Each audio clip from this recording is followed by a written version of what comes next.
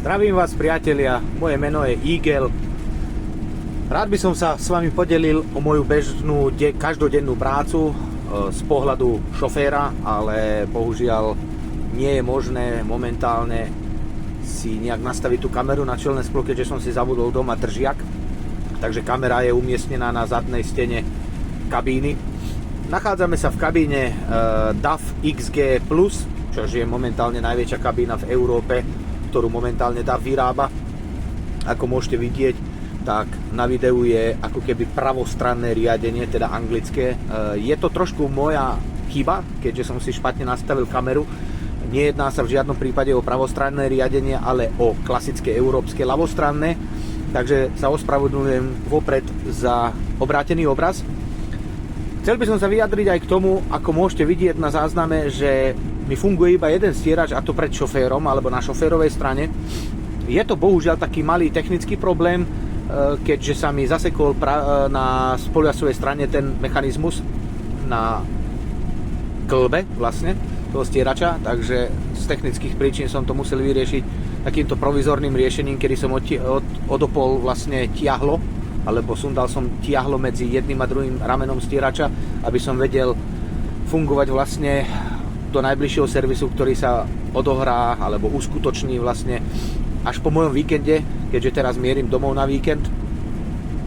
Rád by som sa podelil aj o to, že ako som spokojný s týmto DAFom, s týmto kamiónom. Je to veľmi dobrý priestor pre šoféra na bežnodenné alebo každodenné živobytie. Krásna, veľká, mäkúčká, pohodlná posteľ. Priestor je tu neúrekom, čo sa týka aj na priestor pohybu pre šoféra, ale aj na odkladanie rôznych vecí alebo oblečenia. Najčastejšie problémy, čo mám s týmto DAFom, je ten, že sa strašne veľmi rýchlo upchávajú vstreky. Bohužiaľ nie je to kvalitou vstrekov, že by boli tie vstreky alebo vstrekovače špatné, ale jedná sa o problém, ktorý spôsobuje kvalita nafty. V dnešnej dobe všade sa pridávajú rôzne aditíva, ktoré nie stále blahodárne pôsobia na tie vstreky. Takže najčastejšie vstreky, konkrétne ja mám 325 000 km najazdených na vozidle a už som bol 3-krát na výmenu komplet vstrekov.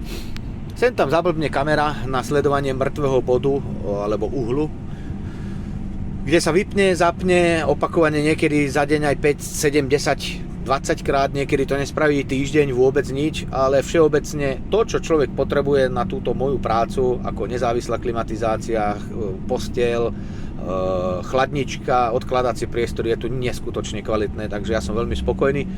Ako vidíte, dneska som naložil v Mníchove, ťahám 2 kontajnere na vykládku do Viedne.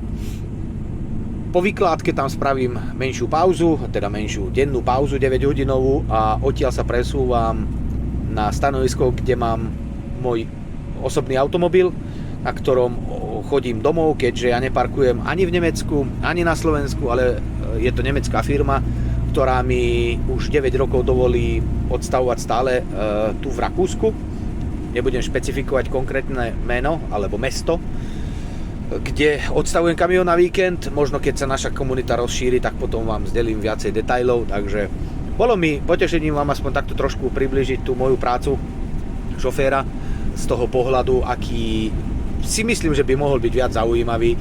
Pokiaľ vás baví takýto štýl videa, dajte like, píšte svoj názor do komentu pod video, budem rád, keď dáte odber, like, nič vás to nestojí, mňa to posúva vpred, čo sa týka tvorby pre vás tohto kontentu a vidíme sa pri ďalšom videu. Pekný deň vám prajem.